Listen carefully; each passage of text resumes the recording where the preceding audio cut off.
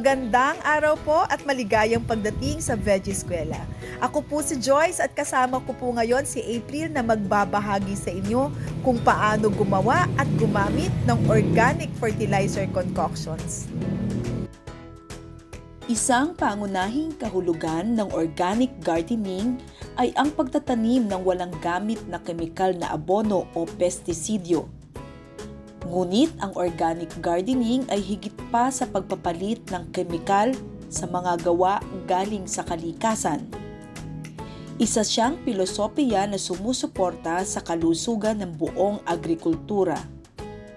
Sa organikong pamamaraan, binibigyang diin ang pag-aalaga ng ekolohiya na sumasakop sa tanim, sa mikrobyo ng lupa at sa nakatutulong na insekto, hindi lang sa pagpapalago ng tanim. Ang layunin ng organic gardening ay upang magkaroon ng malusog na lupa na magbibigay ng malusog na pagkain tungo sa malusog na tao at malusog na lipunan. Masasabi natin na ang organic gardening ay sadyang pamamaraan tungo sa pagbabagong buhay at pagpapalaganap ng buhay at kalusugan ng lupa. Pakainin ang lupa at hindi ang tanim. Dati na itong kasabihan ng mga organic gardeners. Ang malusog na lupa ay magbibigay ng malusog na tanim na magtataguyod ng kalusugan ng tao at hayop. Ang iba't ibang organikong pataba ay galing sa halaman, hayop o mineral. Depende sa sustansyang kailangan ng tanim. Upang matawag na organiko, ang sangkap o material ay kailangang galing sa kalikasan. Ang organikong pataba ay gawa sa natural na pamamaraan at galing sa bagay na may buhay. Ang mga benepisyo sa paggamit ng organikong pataba ay nakapagpapalusog at nadadagdagan ang organikong sangkap ng lupa. Ibinabalik at pinapanatili ang pagkayabong ng lupa para palakihin ang tanim. May gamit muli ang basura na maaaring gawing sustansya ng tanim. Ang materyales ay galing sa kalikasan na hindi nakasasama sa tanim o sa kapaligiran. Mga halimbawa ng organikong pataba ay fermented plant juice or FPJ, fermented fruit juice or FFJ, fish amino acid or FAA, calcium phosphate or Calpos, oriental herb nutrient or OHN, vermicompost, regular compost. Ang unang 5 ay binuburo mula sa natural na sangkap at tatalakayin natin sa webinar na ito. Ang fermented plant juice or FPJ ay gawa sa mga dahon at sanga na berde. Maraming tinatawag na enzyme sa dahon na nagpapaganda ng tubo ng halaman at tumutulong sa photosynthesis. Ang photosynthesis ay ang paggamit ng halaman ng araw upang makagawa ng sariling pagkain mula sa carbon dioxide at tubig. Ang resulta ay oxygen at pagkain ng halaman. Gagawa tayo ng fermented plant juice or FPJ. Mga materyales na kailangan liban sa dahon ay kutsilyo, sangkalan, cup na panukat, timbangan, molasses, at lalagyan para sa proseso ng pagbuburo.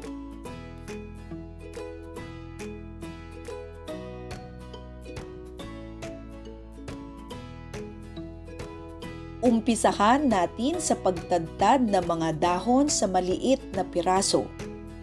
Magandang gamitin ang mga dahon na galing sa halamang mabibilis tumubo tulad ng sitaw, kamote, banana leaves and stalk, malunggay, ipil, kung ano ang marami sa inyong lugar. Siguruhin lang na walang insekto o sakit ang mga dahon at hindi nalagyan ng anumang pestisidyo.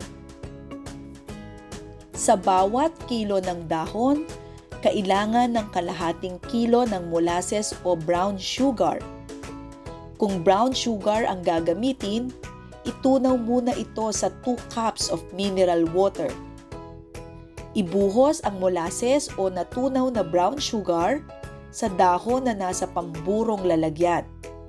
Haluin ng mabuti. Takpan na natin ang ating lalagyan gamit ang Manila paper o maski anong papel na walang nakaimprenta.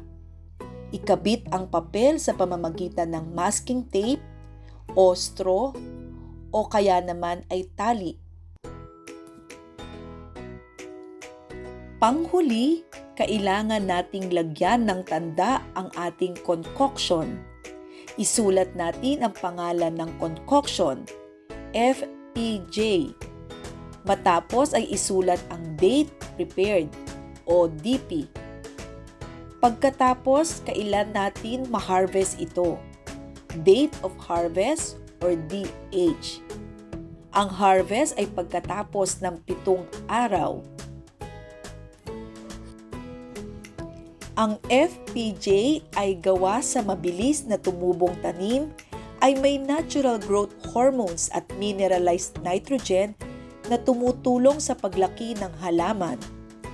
Ihalo ang 2 kutsara ng FPJ bawat litro ng tubig at i-spray sa dahon ng tanim o gamiting pandilig sa puno ng tanim.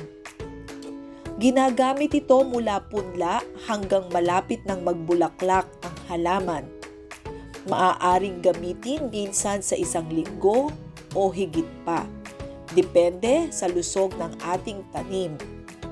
Dahil natural na pataba, walang overdose sa paggamit nito. Maganda ding magdilig muna bago lagyan ng FPJ ang ating tanim. Ang fermented fruit juice or FFJ ay inihahanda ng halos pareho sa FPJ. Ginagamit ito upang gumanda ang kalidad ng prutas ng gulay. Pwede ding gamitin bilang karagdagang sustansya sa hayop at tao. Sa pangkalahatan, ang FFJ ay gamit pag nagbubulaklak na ang ating tanim para sa mas marami at mas matamis na bunga. Gagawa na tayo ng fermented fruit juice o FFJ. Maaaring gumamit ng kahit anong prutas o balat ng prutas maliban sa mga citrus o maaasim na prutas. Para sa FFJ, ang katumbas na prutas at balat ng prutas ay 1:1. Sa bawat kilo ng prutas o balat ng prutas, gagamit tayo ng 1 kilo ng molasses o brown sugar. Tatakpan muli ng Manila paper. Magandang gawi na palaging isusulat ang pangalan ng concoction, kailan ginawa at kailan aanihin. Ang FFJ ay pwede nang anihin pagkatapos ng 1 linggo. Ang FFJ na gawa sa kombinasyon ng saging, papaya at kalabasa ay napatunayan na epektibong spray sa dahon ng tanim. Haluin ang 2 kutsarang FFJ sa bawat litro ng tubig. Gamitin ito sa umpisa ng pagbubulaklak hanggang may bunga. Ang fish amino acid o FAA ay isang likido na gawa mula sa isda na malaking tulong sa halaman. Sapagkat mayroon siyang dinudulot na sustansya, lalo na ang amino acids na nagbibigay ng nitrogen. Ang FAA ay dinidilig sa lupa para patabain ito at pakainin ang halaman. Maski anong isda at maski anong parte ng isda ay pwedeng gamitin para sa FAA. Pwede din mahingi ang pinaglinisan ng isda. Sa bawat 1 kilo ng isda o parte ng isda, kailangan ng 1 kilo ng molasses o brown sugar na tinunaw sa 3 cups ng tubig. Pagkatapos, haluin ang isda at molasses o brown sugar. Takpan ng lalagyan gamit ang Manila paper. Lagyan ng label ang concoction, FAA, petsa ng paggawa, petsa ng harvest. Ang pagbuburo ay tatagal ng 15 araw. Maghalo ng 2 kutsara ng FAA sa bawat litro ng tubig. Ang nilusaw na FAA ay pwedeng idilig sa lupa malapit sa halaman. Magbibigay ito ng nitrogen sa ugat. Dadami din ang beneficial microorganisms. Ang nilusaw na FAA ay pwede ding gamitin bilang foliar na pataba. Pwedeng i-spray sa halaman mismo, lalo na sa ilalim ng dahon. Ang calcium phosphate ay isang concoction na pumipigil sa sobrang pagdadahon at tumutulong sa pagbibigay ng matamis na bunga. Ginagamit ito pag sobra na ang nitrogen sa ating halaman. Pag sobra ang nitrogen, maganda ang dahon, pero konti ang bunga. Napipigilan ng sobrang nitrogen ang magandang pagbubunga. Nag-uumpisa ang paghahanda ng calcium phosphate o calpos sa pagkolekta ng balat ng itlog. Ito ay dinudurog at sinasangag hanggang maging kulay kayumanggi.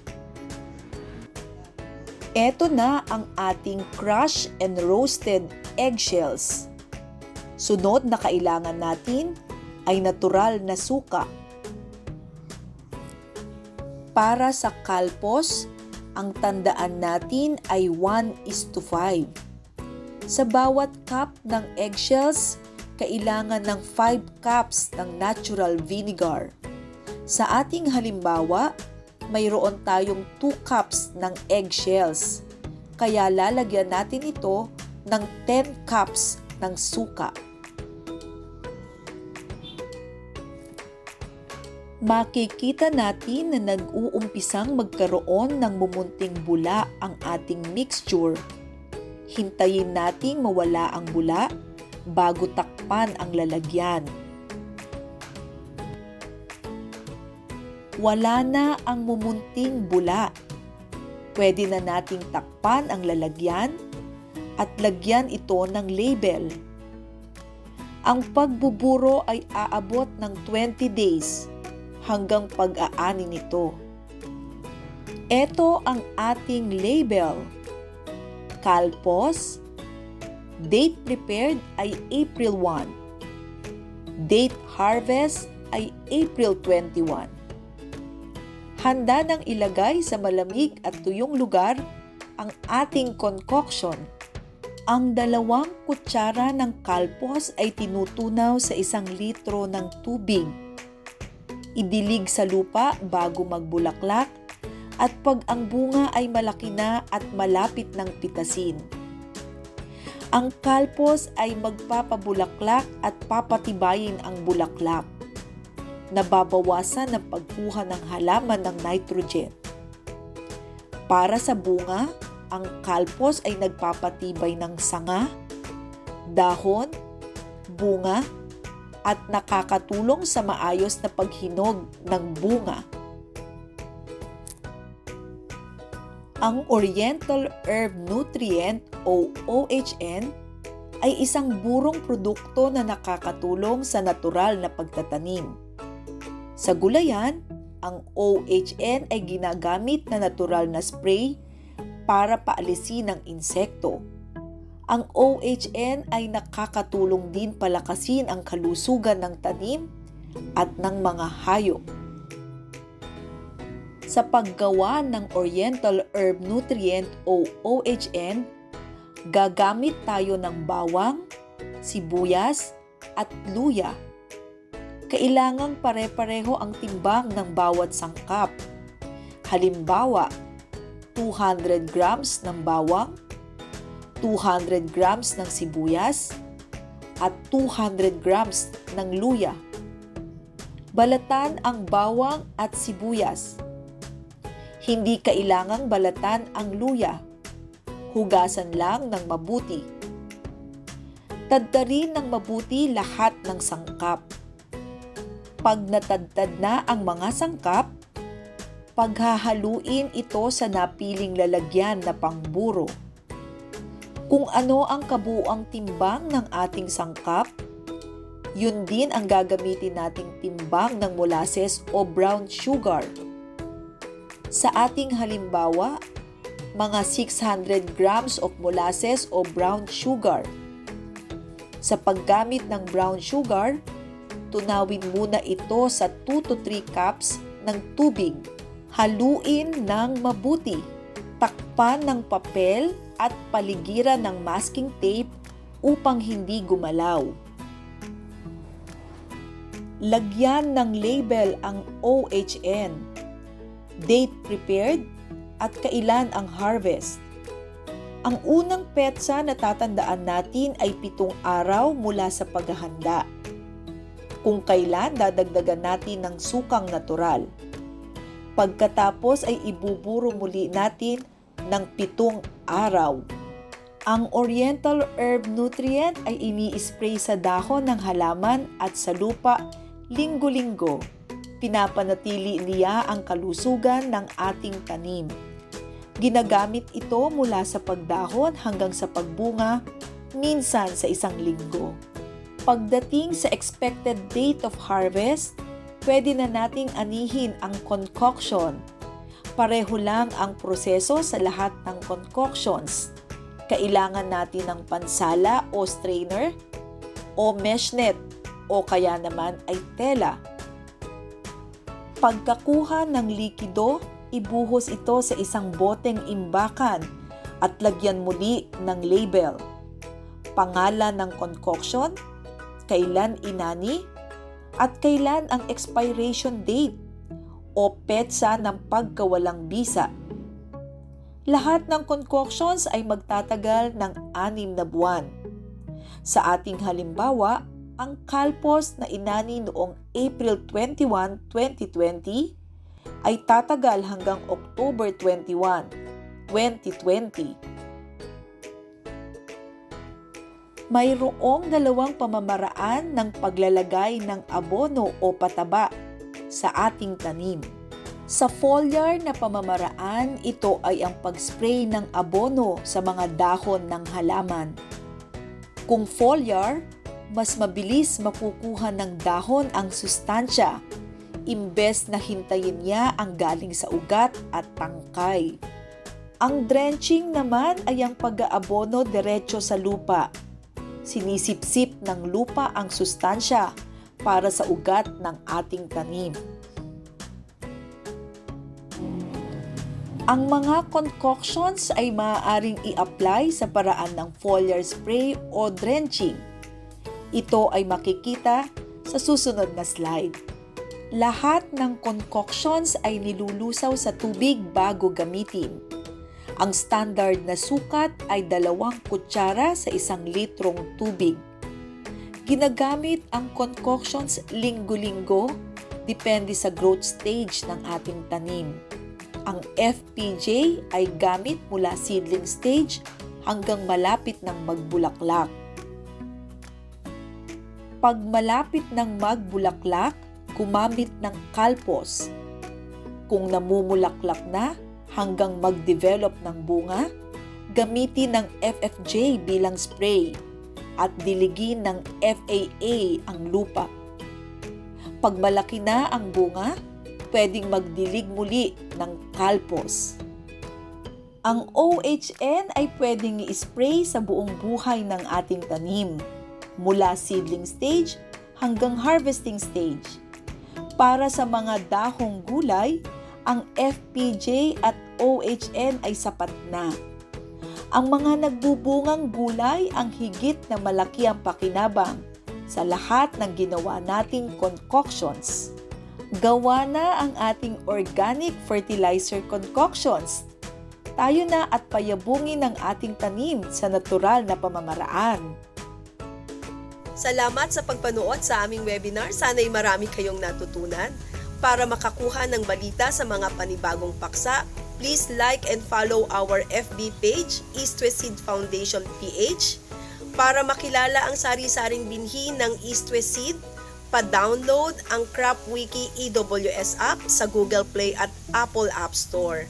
Maaari nang bumili ng East West Seeds online, COD, sa official East West Lazada Store. Hanggang sa muli!